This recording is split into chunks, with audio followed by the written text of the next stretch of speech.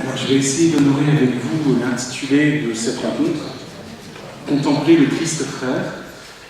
Donc l'exercice que je vous propose, c'est un exercice autour d'une contemplation, c'est-à-dire un regard sur le Christ, et je vais égrener avec vous quelques images, certaines très traditionnelles, d'autres moins,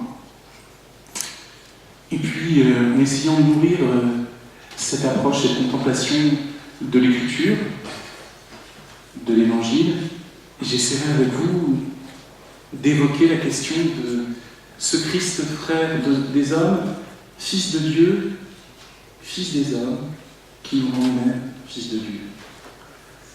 Alors, mon idée avec vous, c'est de regarder le Verbe, Jésus le Christ, le Fils de Dieu qui prend chair. Je dirais la première thématique de contemplation que je vais regarder avec vous, c'est l'incarnation.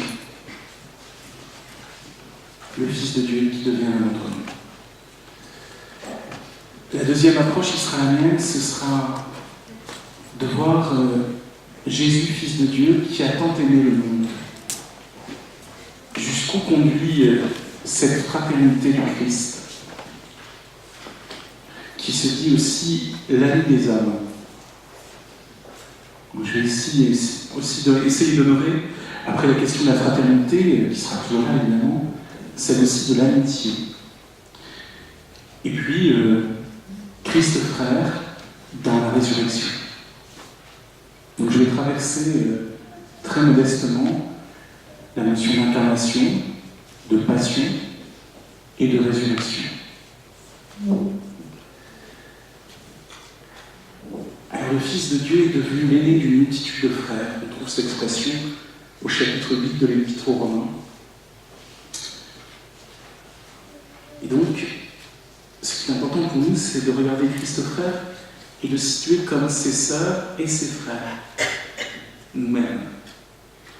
Frères et sœurs du Christ, nous le sommes par la grâce du baptême. Ça, c'est aussi le début de l'évangile de Jean, le premier chapitre. Il nous a donné le pouvoir de devenir enfants de Dieu. Nous sommes donc enfants de Dieu, frères et sœurs du Christ, et appelés à le devenir les uns pour les autres. Finalement, être enfant de Dieu, ça se reçoit, et la fraternité, si elle en découle, elle doit se bâtir, c'est-à-dire jusque dans une fraternité qui soit aimante. Parce que le Père Géquer avait évoqué pour nous, la première fratrie s'achève, se clôt par le meurtre d'Abel par Caïn. On peut être frère sans s'aimer. Et c'est bien délicat dans toutes les familles, on a tous cette expérience que les liens du sang ne suffisent pas.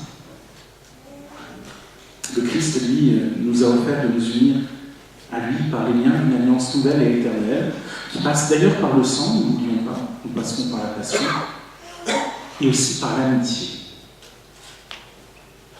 Nous avons un Dieu qui est ami des hommes. Cette notion d'amitié, elle commence déjà dans l'Ancien Testament, de Moïse, d'Abraham, des prophètes, où on nous dit qu'il parlait à Dieu comme un ami.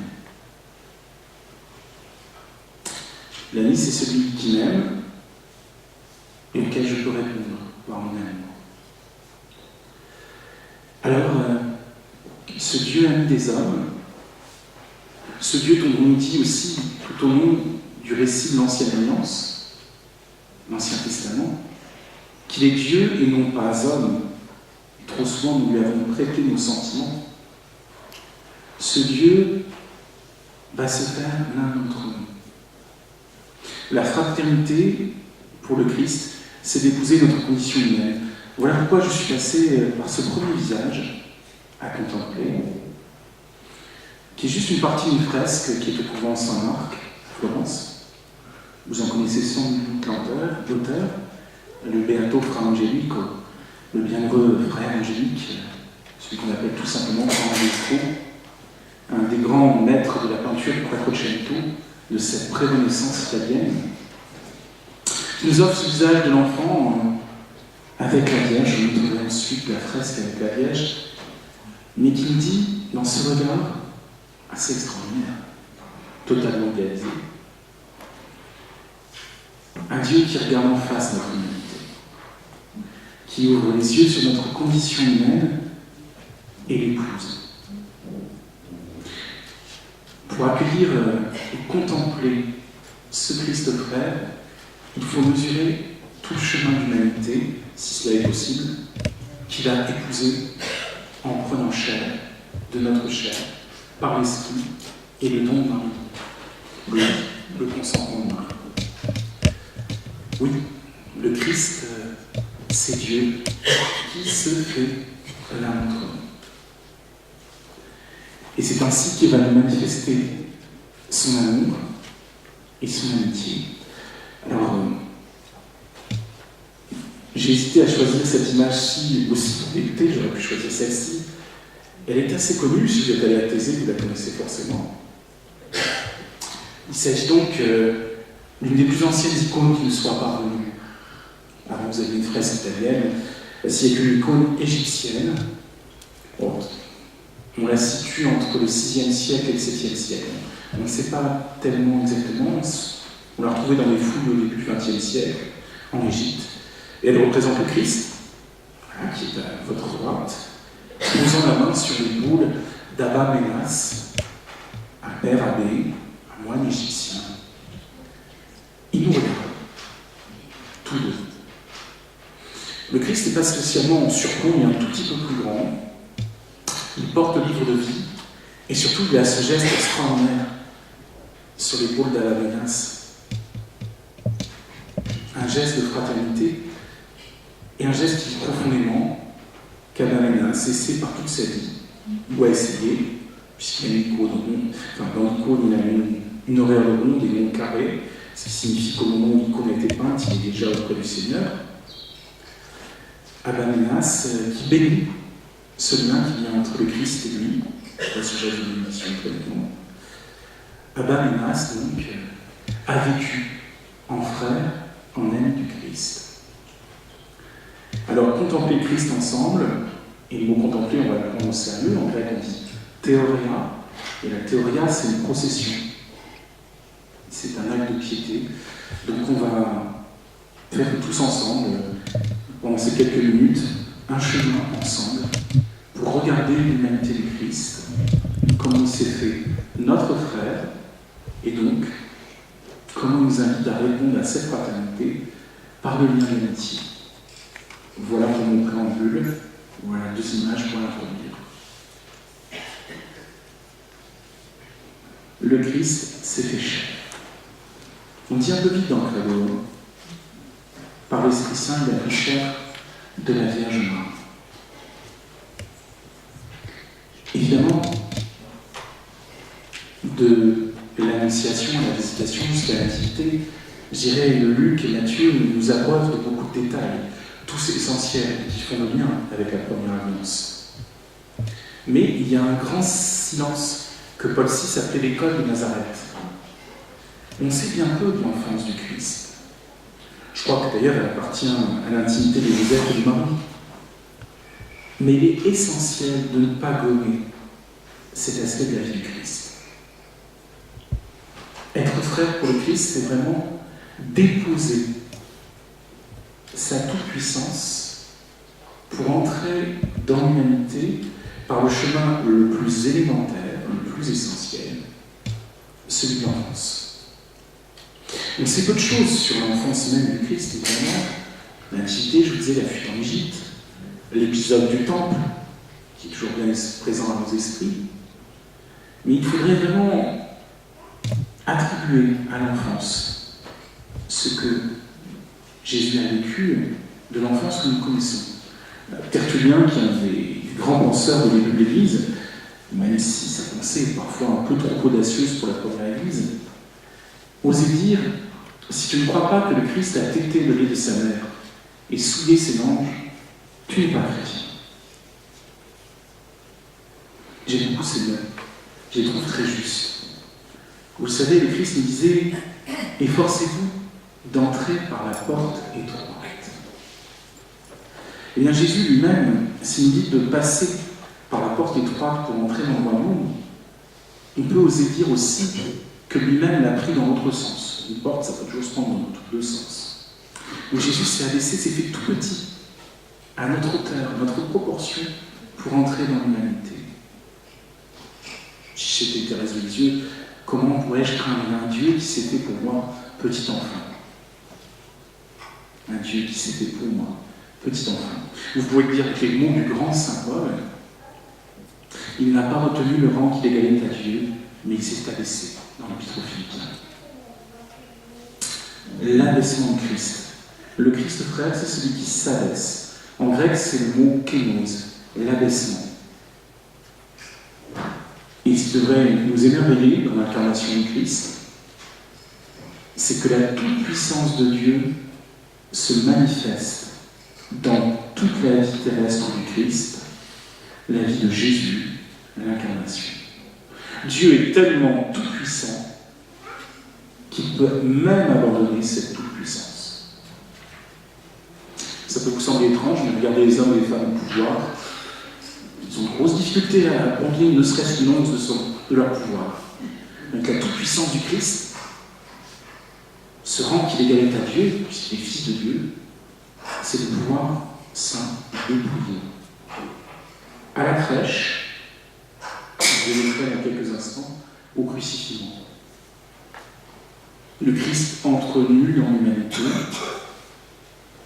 et il mènera sa vie jusqu'à la nudité absolue de la croix. Nous avons mis un voile pudique sur le Christ, mais les évangiles nous ont bien dit qu'il est mort nu, il est nu, il est nu. Dans l'épouillement total, l'abaissement.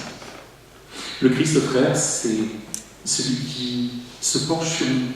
Et puisque j'ai mis devant vous une fresque qui représente la Vierge, vous pourrez emprunter les mots de Marie pour comprendre cela. Il s'est penché sur son humble servante. Il se penche pour passer la porte étroite, pour entrer dans notre humanité, comme il se penchera dans le geste le plus fraternel que l'on puisse imaginer pour ses disciples, même un geste qui outrepasse la fraternité et l'amitié, puisque c'est un geste de serviteur. Il se penche, il s'abaisse pour leur laver les pieds. Alors regardez le Christ enfant, tel que nous présente Franck Gélico, très idéalisé, mais je vais oser une autre image avec vous. Encore un instant sur ce visage du Christ, il est absolument magnifique. Image que vous connaissez peut-être moins, mais je l'aime beaucoup pour évoquer l'enfance du Christ. C'est une des grisailles de Jérôme Bosch, un de ses retables. Alors comme ces peintures en général sont plus fascinantes que celle-ci passe un peu inaperçue. Et donc, vous voyez ce Jésus avec ce trépied à roulettes qui apprend à marcher. Oui, le Christ apprend à marcher. Et dans les mains, il a un moulin à vent à jouer. J'aime beaucoup cette image du Christ à contempler. Je pense qu'il faut honorer l'enfance de Jésus. Et j'aime, alors même si Bosch lui a quand même donné un air très sérieux, je ne vous le cache pas. Mais il a honoré cette humanité. Il a voulu le représenter. Alors ce Jésus qui joue avec des jouets d'enfants, je crois qu'il m'a dit beaucoup sur la contemplation du Christ frère. Et c'est pour ça qu'il faut honorer beaucoup aussi l'enfance. On sait bien à quel point c'est une profanation, un blasphème, quand l'enfant s'est agressé, surtout par un serviteur de l'Église. Il ne s'agit pas d'épiloguer là-dessus, mais on devrait honorer beaucoup plus dans l'Église la capacité de Dieu à se révéler aux enfants et la capacité des enfants à nous faire arriver à Dieu et même à l'accueillir. Je crois qu'on les sous-estime beaucoup, spirituellement parlant. Et là, j'aime beaucoup, c'est un peu une de mes grandes convictions, qu'on s'arrête à contempler un instant ces images de l'enfance du Christ. Je dis souvent aux enfants, ça les frappe toujours beaucoup dans ces évidences, mais je demande, vous savez, pour vous, quelle taille avait le Christ? Il y a des chiffres, il y en a qui le voient très grand, il y en a qui le voient à peu près de ma taille, ou de la taille de papa ou d'autres. Puis j'ai dit, attendez, vous oubliez, on ne sait pas quelle taille il avait, mais un jour il a eu ta taille, ça c'est sûr. Et ça, c'est une espèce de révélation, justement, de l'humanité et de l'incarnation.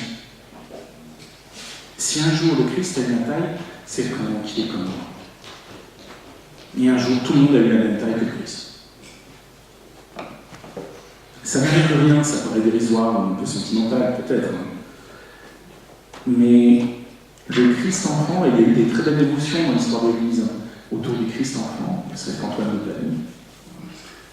Et justement, Antoine de Padoue ne dit pas qu'il y avait des attendrissements sur le Christ, mais qu'il avait tellement bien parlé de l'incarnation qu'il avait une relation au Christ enfant parce qu'il n'a pas négligé cette dimension du Christ.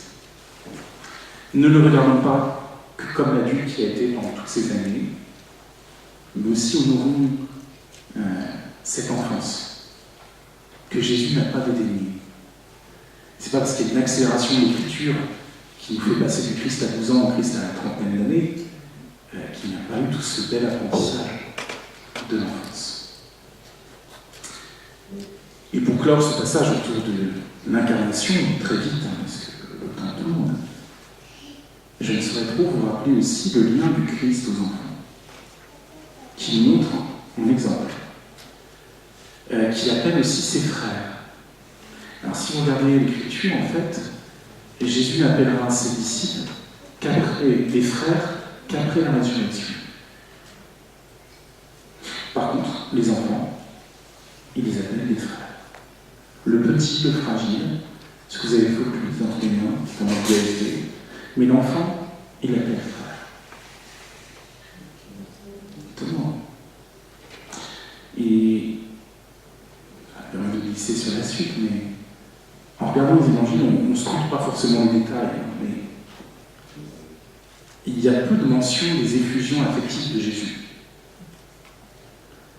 Mais par contre, on nous dit qu'il embrassait les enfants. Marc le note. Il embrassait les enfants. Et puis j'ai essayé de chercher qui embrassait Jésus. Il n'y a aucune mention, je ne doute pas que ça existait, que Joseph et Marie ont embrassé Jésus, mais on ne nous en a pas parlé. Oui, il y a deux personnes, quand on dit adultes qui embrassent Jésus, la femme qui lui lave les pieds et qui lui couvre de baisers, et Judas. Et notez donc que le dernier geste d'amour et d'affection que Jésus a reçu de quelqu'un, c'est le baiser de Judas dans la passion.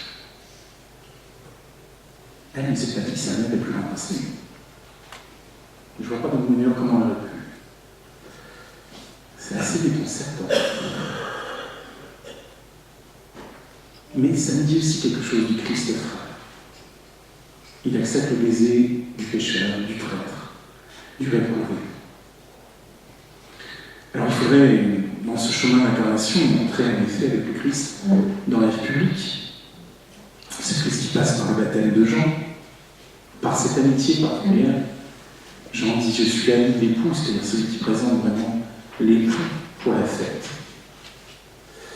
Il faudrait regarder ce Christ frère dans son abaissement vers le malade, vers le plus petit. Toute une thématique qu'il faudrait faire. Regarder le Christ dans son amitié pour l'humanité, une amitié qui n'oublie personne. Le réprouvé, le misérable. Alors moi, je vais aller chercher une peinture qui nous emmène peut-être un peu vite sur la passion, mais je me dis que je voulais honorer ce thème. Peinture très violente. Alors je vous le livre tout de suite, c'est mon tableau préféré. Je suis pas très... Oui, ça dit beaucoup sur les gens, sur la peinture qu'on aime, mais je vais essayer de me justifier pour vous, parce que... Alors si avec Frangelico, on était dans l'angélisme, même les crucifixions de Frangelico, je vous en montrerai une après, elles sont beaucoup moins violentes que cette peinture, et je vais vous montrer une autre de moins longtemps, d'un auteur quasi contemporain de celui-ci. Celui-ci, c'est Hieronymus Bosch, Jérôme Bosch, peintre brabançon, qui nous a offert dans ce tableau de l'intérieur à 1520 ce portement de croix. On en a fait plusieurs. Moi, j'ai particulièrement celui-ci qui est assez étonnant parce que vous voyez surtout les visages, quelques mains. Et la composition de ce tableau est extraordinaire. Pour moi, c'est vraiment une invitation à contempler le Christ frère. D'abord, puisqu'il est le centre du tableau, regardons-le. Alors, vous verrez que les gros plans de ces trognes, il n'y a pas d'autre mot pour qualifier les visages qui l'entourent, qui sont habités d'une sauvagerie, d'une bestialité folle, ce Christ, une main aux yeux, les yeux clos. Mais ce n'est pas une espèce de repli, ce n'est pas une espèce de fuite. Ce n'est pas non plus un détail, les yeux clos. Il va s'éclairer dans un instant, les yeux clos, ce détail. Il porte une croix bois, mais déjà l'auréole de la croix qui sauve est sur son visage. Il y a les rayons de l'auréole de la croix. Il porte la couronne d'épines, on est dans un thème classique. En fait, c'est un Christ intérieur qui pleure non pas sur lui-même, mais qui pleure, je dirais, les mêmes larmes qu'il verse sur Lazare. Des larmes pleines d'humanité, des larmes fraternelles, parce que tous ceux qui l'entourent sont ses frères, malgré la folie qui semble s'emparer de cette assemblée. Parce que, si vous reculez un petit peu, nous ne voyons qu'un autre visage humain, qui paraît être un peu plus. C'est le visage, le deuxième, je pense qu'il est aussi un visage féminin et plus discret, mais c'est encore quelqu'un qui ferme les yeux. Celle qui ferme les yeux, elle porte un... Je vais essayer de mettre un peu de près. Et évidemment, Véronique, en grec, Véraïko, personnage qui n'existe pas dans l'Évangile. Personnage hérité de la tradition. Mais ce qui importe, c'est qu'elle montre le vrai visage du Christ. Et regardez la différence entre les deux visages. Il ne porte ni la croix ni les stigmates. Il a les yeux ouverts. Il a les yeux ouverts. Donc, il faut lier les deux visages ensemble. À la fois, il est dans l'intériorité de la prière, et il nous regarde. Ce que je fais là, tu ne le sais pas encore. Ce qu'il dit à Pierre quelques heures encore. Ce que je fais, je le fais pour toi. Alors, qui sont les frères et les sœurs de Jésus? Une question que Jésus pose dans l'Évangile. Qui sont les frères, qui sont les sœurs? La réponse de Jésus, c'est celui qui fait la volonté de mon Père. La volonté du Père, c'est que le Christ se donne, se livre. Je vous rappelle ce que dit Jésus lui-même de sa vie dans l'Évangile de Jean. Ma vie, nul ne la prend, mais c'est moi qui la donne. Et c'est le moment où il donne sa vie. Et où il va honorer cette phrase qu'on oublie toujours dans l'Évangile. Aimez vos ennemis. Et je vous disais tout à l'heure, on peut avoir un frère qui n'est pas un ennemi. Et le contraire de l'ennemi, c'est pas l'étranger, c'est pas l'autre, c'est l'ennemi. Aimez vos ennemis. Voilà ce qui va se réaliser dans ce moment de la croix. Alors vous voyez tous ces visages vociférants, édentés, au regard lubrique, habités seulement par l'œuvre à faire avancer cette fichue croix, avec ce crucifix qui meurt vite. Ces visages qui sont entre la laideur, la haine, la bêtise. Qu'est-ce que signifie ce visage? Greg Bosch a sorti une galerie des horreurs. Et puis, en haut et en bas, vous avez deux personnages que vous identifiez tout de suite parce qu'ils sont garrottés l'un l'autre. Les deux larmes. Alors voici celui que la tradition a appelé trop vite le mauvais, cet homme qui est en colère, vous avez vu, la gale sur le visage, et lui, il est vociférant. Il se bat encore. C'est vrai que sur la croix, il nous donne l'image de quelqu'un qui est encore dans la colère, la révolte. C'est un révolte. Et il ne se laisse pas mener à la mort comme l'agneau à l'abattoir. Vous voyez bien la violence qui habite le refus de ce qui se passe, et cette folie de ceux qui se moquent ou disputent encore avec lui, essaient de pousser, ils sont impuissants. Et puis, il y a ce visage très inquiétant derrière. Il a un regard, on dirait que c'est lui le maître du jeu. Et comme s'il était en train de dire c'est pas la peine d'essayer. Il sème encore la querelle entre les querelleurs, la révolte entre les révoltes. Et il y a ce chapeau, avec un arc-en-ciel, des couleurs qui s'écoulent. C'est un chapeau d'illusionniste. L'escarpentard, le magicien. Le maître des illusions, c'est l'image du mal qui sème discorde sur discorde. Et en fait, il risque de perdre Solaron, encore plus que dans la mort de la croix, pour être celui qui n'entre pas au ciel, justement. Alors celui qui va dire à Jésus, souviens-toi de moi, l'attitude n'est pas la même. Alors, curieusement, Bosch s'est amusé à mettre un moine dérisoire, un moine terrifiant. Est-ce qu'il essaie de l'amonester, de faire revenir les sentiments meilleurs?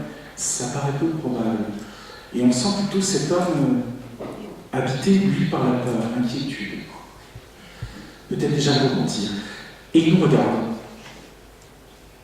Même si son regard peut aussi prendre la direction de quelqu'un d'autre. Mais c'est aussi nous qui nous regardons. Alors si on contemple, je les regarde, on regarde ce marron. Et vous voyez cette diagonale? C'est de faire en mettant assis. La diagonale qui va de là à là. Pourrais-tu changer et devenir toi-même un visage de frère? Pourrais-tu porter quelque chose du visage du Christ? Et le bon marron dit à l'autre vociférant, nous, ce qui nous arrive est juste, mais lui, il n'a rien fait. Il prend littéralement la différence du Christ et il lui adresse cette prière extraordinaire. Souviens-toi de moi lorsque tu viendras dans ton royaume. Et on voit bien dans cette double diagonale qui va du bon marron au visage reflété du Christ, avec déjà une Véronique qui s'éloigne. Elle a pris le trésor, elle a reçu le trésor. Elle sait que c'est à elle, comme à chacun d'entre nous finalement, de porter le vrai visage du Christ, de montrer le vrai visage du Christ aux autres. Un Christ ami, un Christ qui allait jusqu'au bout dans son incarnation de la tempête et de la folie des hommes.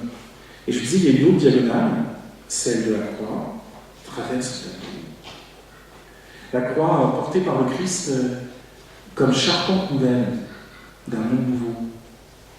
Et on a l'impression finalement, si vous regardez bien, c'est presque le Christ qui tire tout le tableau, qui tire toute la scène, qui entraîne toute cette histoire humaine, qui va porter non pas seulement sa croix, mais toute cette foule vociférante. Et n'oubliez pas que le Christ demande à celle-ci de porter leur croix. Et lui porte la croix, c'est-à-dire la somme de toutes nos croix. Portons jamais la croix seule. C'est aussi ça, le mystère du Christ frère. C'est d'épouser notre humanité jusqu'à toutes les croix qui sont nôtres. Toute la pesanteur de nos peines et de nos souffrances. Vous voyez qu'il y a peut-être beaucoup moins de monstruosité dans ce tableau que nous imaginons. Et déjà, on dit, l'illusionniste est bousculé par la croix. Il sera emporté par elle. Il est déjà vaincu par elle. Je me risque à d'autres images. J'espère que celle-ci ne vous a pas trop bousculé. Elle n'est pas facile. Mais ce Christ, au milieu de toute notre humanité, frère de celui qui se pose comme ennemi. Alors voici une image du crucifié. Si le Christ passe vraiment par notre humanité, il passe par la naissance et par la mort. Il épouse tout ça. Livré sur un baiser, livré par ce Judas qui ne cesse d'appeler ami, lui-même va aussi au gibet dérisoire de la croix. Alors, Fra Angelico le représente d'une manière très paisible.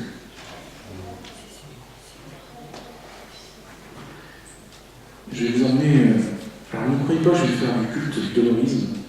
Je ne suis pas sûr que ce soit très judicieux et très chrétien, le dolorisme. La souffrance n'est pas un lieu évident pour aimer. Il faut dire devant la croix que Dieu n'aime pas la souffrance. Mais puisque nous n'évitons pas, il ne l'a pas lui-même Et finalement, ce n'est pas la souffrance de la croix qui sauve l'homme et le rachète, c'est l'amour, malgré le déferlement de la souffrance, qui ne vient pas de Dieu. Alors je vais vous montrer des images plus violentes. Alors j'ai une grande affection pour cette peinture, c'est aussi une de mes préférées. Le repas d'Isadan, musée Termindan à Colmar. Et ce tableau ne fera pas toutes les phases de ce tableau, parce qu'il faudrait des heures, c'est un tableau monumental. Ce tableau, il faut savoir qu'il était placé dans la chapelle du monastère de Saint-Antoine, où on soignait les incurables. Quand on montrait dans ce monastère, une Termindan, c'était fini. Clairement, c'était fini. Et les agonisants pouvaient être conduits plusieurs fois dans la journée, éventuellement dans la chapelle, dans l'église plutôt, et on leur présentait ce tableau, cette peinture. Alors, évidemment, je suis passé un peu vite. Vous avez d'abord pas oublié que on montre une décoration, le Christ au tombeau, dans la Magdalene la Vierge. Et puis, bien sûr, il y a Saint-Sébastien, patron des malades, Saint-Antoine, puisque les moines qui tenaient cet hospice étaient des Antonins, spécialisés dans l'accompagnement des malades. Mais ce qui va nous importer le plus, c'est un ami, ou plutôt les amis qui sont au Christ. Le Baptiste, bien sûr, le Baptiste est déjà mort. Mais il faut que celui qui est là nous désigne l'agneau de Dieu et nous rappelle qu'il faut qu'il croie, c'est ce que je dis. C'était une parole de frère à frère, finalement. Pour le malade, dire laisse croître le Christ pour toi. À l'époque, on aurait dit sans nul doute offre-lui ta souffrance, mais le terme le plus juste serait de déposer sa souffrance. Marie-Madeleine, avec ce geste fou des mains, alors les mains ont une importance considérable dans cette peinture de Mathias Grunewald, puis la pavoisine de la Vierge, très sobre, dans les bras de Saint-Jean. Alors le Christ est mort. Cette image est d'une violence extrême, je l'accorde. Je ne dis pas toute l'ambiguïté, le dolorisme qu'il y a dans cette image, je ne le lis pas. Mais je crois que pour Mathias Grunewald, c'était vraiment une manière d'exprimer à ses malades la proximité du Christ. Pas comme une solution, mais comme celui qui a épousé la même réalité. Sérieusement, pour moi, parler du Christ, frère, c'est accepter qu'il puisse rejoindre toutes les dimensions de la vie. Les plus belles, et je disais les plus grandes, je suis pas sûr, mais aussi les plus tragiques. Les plus simples, les plus élémentaires, celle de l'enfance, non négligeable, parce que c'est en étant enfant qu'on a appris à être homme et femme, être humain, profondément. Notre condition tragique d'être humain, plongée parfois dans la violence, les échecs, le doute, et les mondes que le Christ soit au milieu de tout cela, comme l'emportement de croix, et se dire que voilà, il s'est dépouillé jusqu'à vivre cette condition de l'homme blessé, de l'homme abandonné. Dans les mains de ce tableau, elles sont très célèbres. Mais à la fois, on dit toujours qu'il maintient un geste de bénédiction, en ayant aussi les mains ouvertes vers le ciel, vers son Père. Parce que c'est vraiment sur la croix que la fraternité du Christ s'accomplit, puisqu'il nous confie une dernière fois à son Père. Père, pardonne-leur, ils ne savent pas ce qu'ils font. Le Christ porte au paroxysme l'amour qu'il nous porte, ou plus haut, et fait vraiment de nous les frères et sœurs en Jésus-Christ, puisque c'est au Père qu'il nous confie. Et sa fraternité, son amour est tel qu'il pardonne. Et souvenez-vous de ce que dira la lettre aux Hébreux. Le sang du Christ est plus fort que le sang d'Abel. Il se trouve que le sang de Christ nous dit communion au corps et au sang à chaque Eucharistie, qui est le repas pour les anciens des actes des apôtres, comme si chez Saint Justin, le repas des frères et des sœurs. La fraternité se joue quand Christ s'offre à nous pour nous racheter de la mort, du mal, du péché, nous ouvrir le chemin de la vie. Et vraiment, aimer vos ennemis se réalise à cet instant. Et quelle que soit l'énormité de ce que nous sommes, nos péchés, aurais-je commis tous les péchés de la terre que j'irai encore me jeter dans les bras de Dieu mon Père, dirait la petite Thérèse. C'est ça qui s'accomplit. Les bras grands ouverts du Christ. Tout est pardonné. Tout est pardonné, et c'est là que je reviens sur la notion d'amitié. L'amour du Christ nous est offert. Tout par notre baptême, sans que nous l'ayons vraiment décidé, sauf que nous avons été baptisés adultes, nous sommes devenus ses frères, ses frères. Mais, il faut encore apporter, et c'est une merveille, notre réponse d'amour. Dieu ne nous inflige pas son amour, ne nous impose pas son amour, puisque c'est un amour qui attend une réponse. Tout le monde peut répondre à l'amour de Dieu, quel que soit son âge, sa situation, son histoire. J'aime à redire, mais pour moi c'est très important comme contemplation. C'est une contemplation de Christ en croix qui me porte toujours, si j'ose dire. Moi, la croix n'est pas du tout négative, au contraire.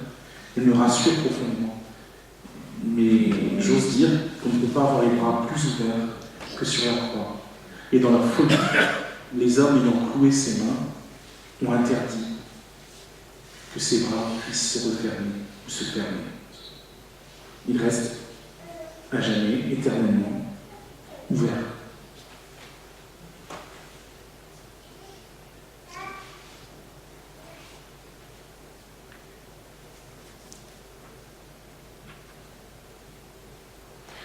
Alors ça, c'est une interprétation moderne par un artiste musulman de ce Christ de Golgotha. C'est assez étonnant. Parce qu'il a tissé en câble d'acier qui pour lui évoquer la répression. C'est une peinture, c'est une sculpture très étonnante de cet artiste contemporain. Mais je tenais aussi que vous n'ayez pas que des images d'il y a 500 ans. Alors ça, figurez-vous, j'aime beaucoup ce Christ déstructuré qui a été en fait profondément mutilé dans une église de la Somme après la Première Guerre mondiale. Et on a gardé ce qui reste de fragments de ce Christ. Et les intempéries n'ont rien arrangé, puisqu'il a dû rester en plusieurs années après la guerre aux intempéries dans les ruines de l'église. Je l'aime beaucoup dans ce Christ. J'aime ce Christ fendu, explosé. Alors il est malheureusement caché au fond d'une sacristie, je l'ai découvert un peu par hasard. Moi j'aime bien l'idée d'un Christ fendu, c'est-à-dire un Christ ouvert. Toujours ouvert. Et pour moi, contempler Christ frère, c'est vraiment se dire il a le cœur ouvert, il a les bras ouverts. Si tu veux te tourner vers lui, tout est possible. Si tu veux choisir l'amitié, tout est possible. Et souvenez-vous de ce que disait Jésus quelques heures avant la Passion. Je ne vous appelle plus mes serviteurs, mais mes amis. Parce que les serviteurs ignorent ce que veut faire le Maître. Qu'est-ce que va faire le Maître? Nous aimer jusqu'au bout, si je reprends encore le mot de Saint Jean, juste avant l'avènement des pieds. Jésus qui avait aimé les siens qui étaient dans le monde, les aima jusqu'au bout. Il se leva, se dépouilla de son vêtement, et se mit à leur laver les pieds. Il se dépouille. J'aime ce Christ dépouillé, cette ouverture sur le Christ frère à contempler.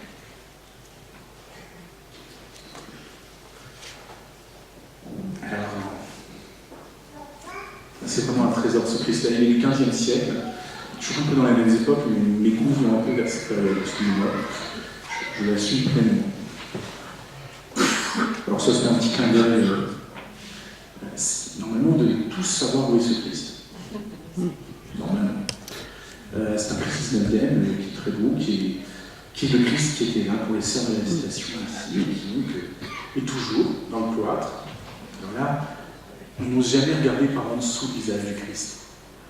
Et il y a une douceur extrême dans ce Christ, peut-être un peu affecté, diront certains, mais moi je trouve que le sculpteur, il a mis quelque chose de très apaisant. En tout cas, de cette image, on a vraiment l'image d'un frère sans jugement, plein de bienveillance.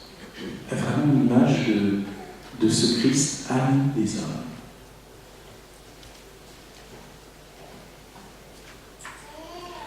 Alors, je reviens sur Grunewald parce que, en fait, c'est un triptyque. Alors, il y a en fait... Tu peux faire marche arrière sur l'image? Volontiers. Donc, je disais le tableau de Matthias Grunewald, dans le monastère des Antonins, au couvent des Antonins, il y a plusieurs faces. En fait, c'est un polyptyque. On voit la crucifixion, mais on l'ouvre, et on a la nativité, l'annonciation, le couronnement de la Vierge. Et si on déploie encore complètement, on a cette résurrection.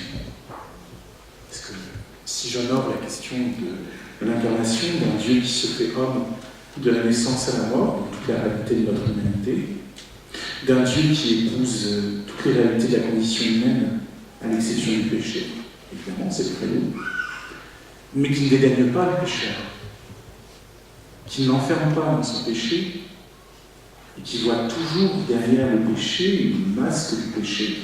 Et on a vu cette galerie de masques avec Bosch. Il y voit toujours le vrai visage de l'humanité.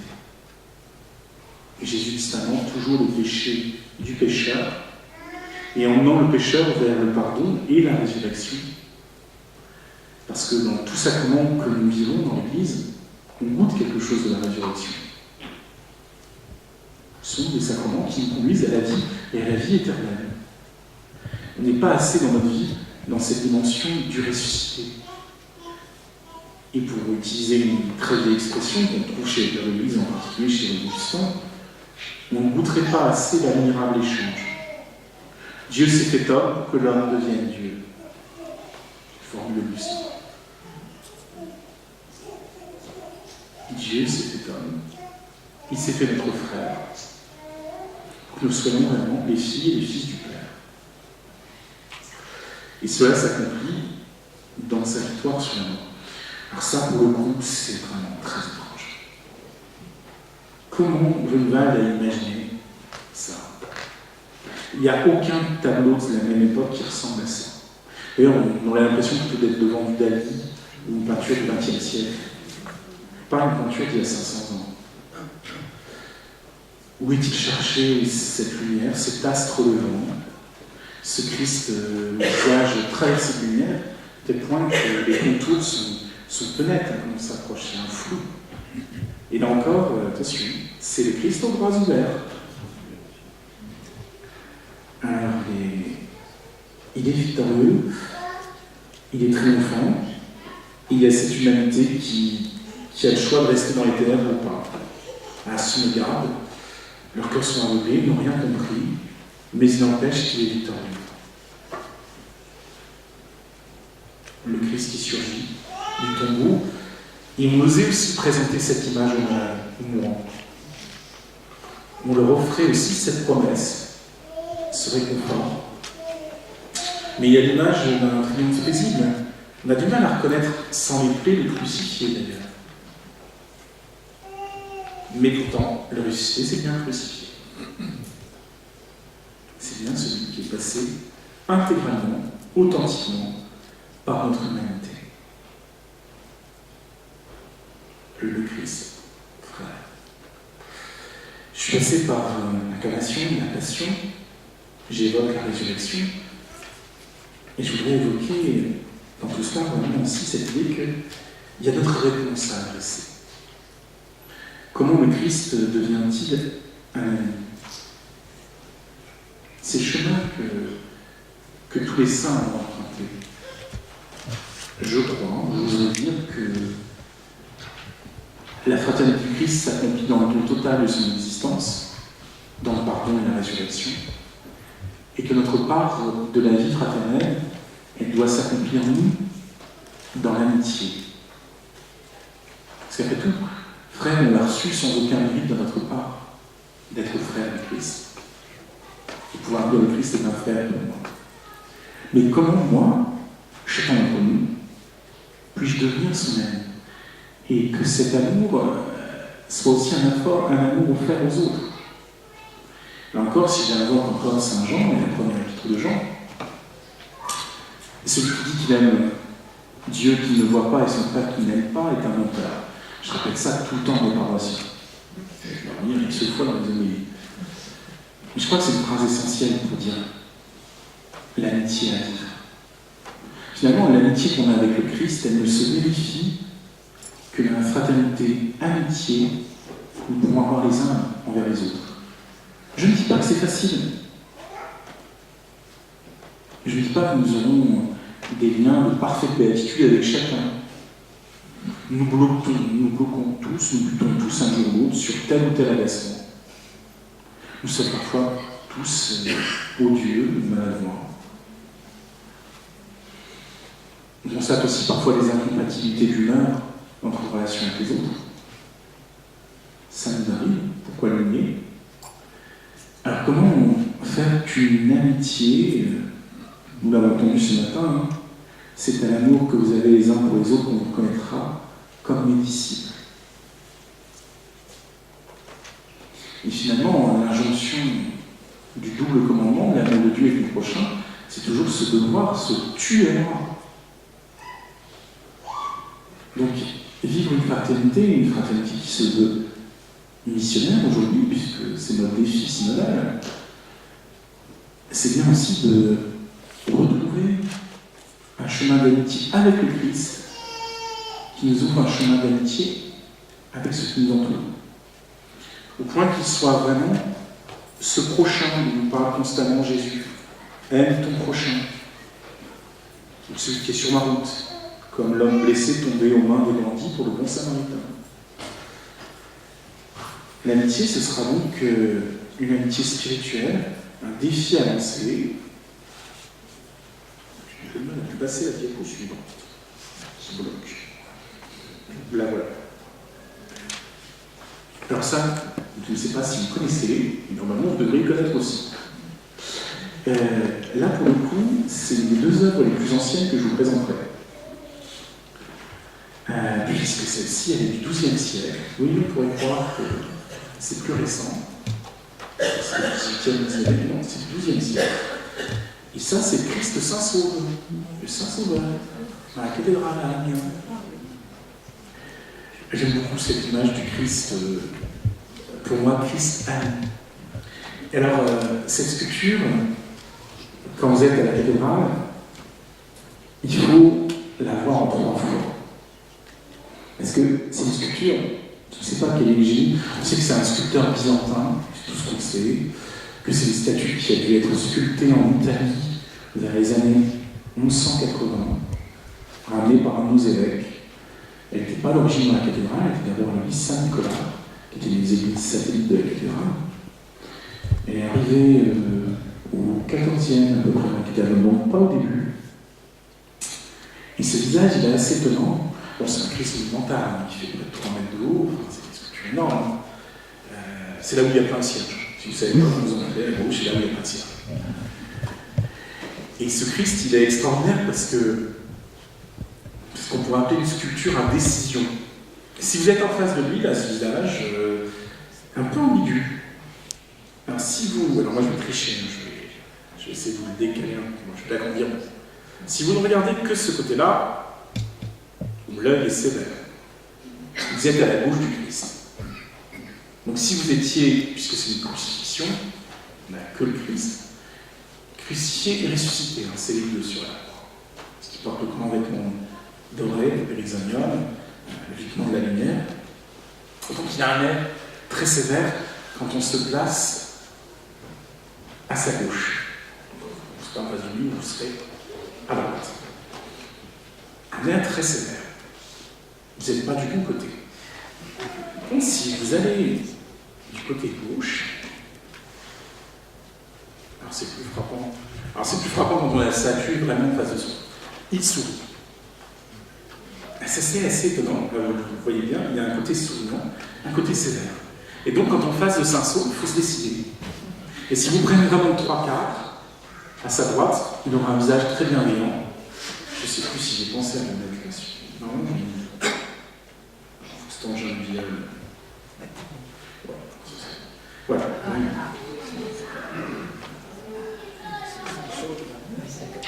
Voilà, tout à fait, c'est Saint-Saul de la cathédrale. Là, il est en dessous. Je vous invite à le voir. Quand vous allez le voir, c'est frappant. Mais j'aime beaucoup cette sculpture parce que je pense que le pèlerin, ou tout simplement le croyant qui venait prier devant elle, savait bien qu'il y avait une décision à prendre en faveur du Christ. Est-ce que je lui demande de se souvenir de moi? Est-ce que j'accepte son enseignement? Est-ce que je fais, non pas de son enseignement une théoria au sens abstrait, mais une théorie, c'est-à-dire une contemplation, une découverte, un regard qui va m'amener à regarder autrement ce qui m'entoure. Regarder à sa manière. En se disant comme lui, ne jugez pas, vous ne serez pas jugés. Et je vous disais tout à l'heure, aimez vos ennemis, c'est la base qui suit dans l'Évangile. Saurons-nous regarder à la main du Christ? Acceptons-nous de prendre le message de l'Évangile comme un message pour apprendre à aimer? Et certes pas comme des règles de morale. La morale, elle découle des conséquences. Mais l'objet profondément de l'Évangile, absolu de l'Évangile, c'est de nous révéler ce Dieu qui nous aime comme un Père, il nous a donné les frères aimés qui pouvaient guider notre vie, il nous soutient du souffle de l'Esprit, c'est-à-dire l'amour qu'il unit à son Fils, et qui unit le Fils au Père, cet amour divin, l'Esprit Saint. Et le Dieu ami des hommes nous pose cette question que le Christ pose à Pierre, au chapitre 21 de l'Évangile de Jean. M'aimes-tu? C'est sûr que Dieu nous aime. Enfin, comme prêtre, notre rôle, c'est toujours de dire et de redire ça. Il nous aime. Mais la question, c'est toi, m'aimes-tu? Alors, je vais vous offrir, on va changer un peu de support, puisque je passais par la fresque, l'icône, la sculpture. Alors, ça, c'est la cathédrale de Reims. C'est la crucifixion de Chagall. Chagall qui se situe comme un ami du Christ, pas comme un chrétien. Chagall est né juif et resté jusqu'au bout. Mais vraiment, Chagall se présentait, il aimait le Christ. Ça se voit dans sa peinture. Et donc ce vitrail, il est dans la chapelle axiale de Reims, où je suis allé. Le visiteur, donc, à la fin de sa visite de la cathédrale, forcément, il va buter sur ce bleu Chagall. Il y a aussi une magnifique Vierge à l'enfant, à la droite du Christ.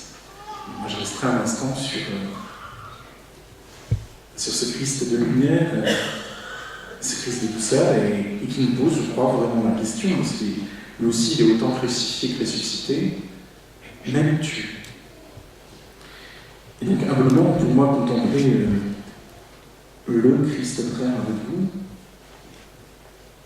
c'est vraiment me poser la question, puisqu'il a épousé mon existence, chacun d'entre nous, comment nous aussi, ensuite, face à cet abaissement que j'évoquais dès le début, cette vie livrée, comment répond-on à cette question? Et pas seul. Il faut que ce soit une aventure d'église. Parce que toutes ces images disent des images du corps du Christ. Du corps du Christ. L'enjeu de la mission fraternelle, c'est de faire découvrir l'amour que le Christ porte pour tout homme, et que tout homme est capable de lui répondre. Tout être humain est capable de lui répondre. Et que nous ne pouvons pas poser nous d'exclusion. Puisqu'il s'est mis au milieu, vous avez vu que cette foule vociférante, pour le tableau de Bosch, qu'avec une vague qui montre qu'il ouvre les bras à toute réalité humaine, qui nous propose une décision dans notre vie.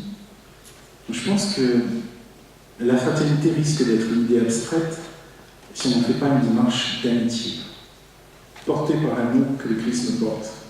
Je lui répondrai en révélant cet amour, en vivant cette amitié avec d'autres et pour d'autres.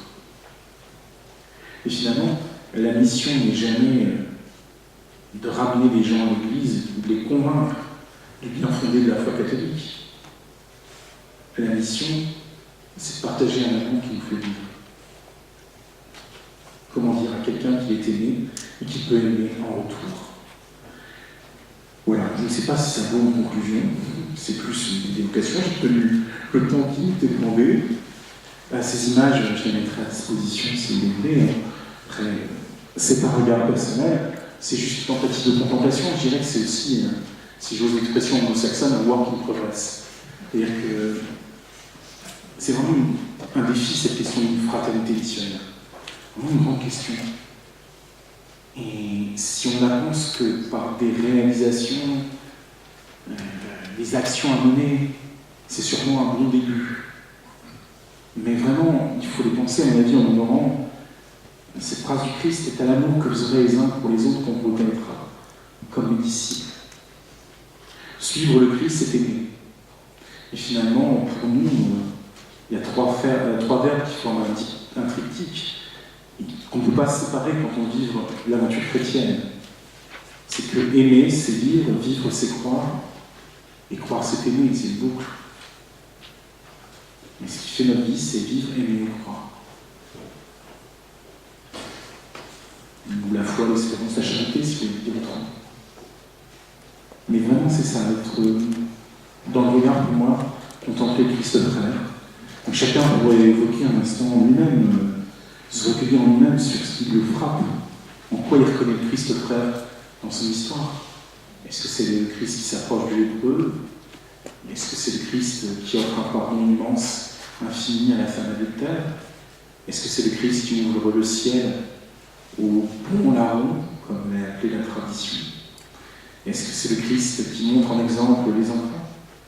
Est-ce que c'est le Christ qui nourrit la foule anonyme? Est-ce que c'est le Christ qui se laisse toucher par cette femme malade dans une foule? Est-ce que c'est ce Christ qui se fait frère du collecteur d'impôts, de ce nabot caché dans un sycomore qu'on appelle Zachée? Est-ce que c'est le Christ qui voit l'aveugle frère que plus personne ne voit et qui s'appelle Bartimée? Est-ce que c'est le Christ qui pleure son ami Lazare?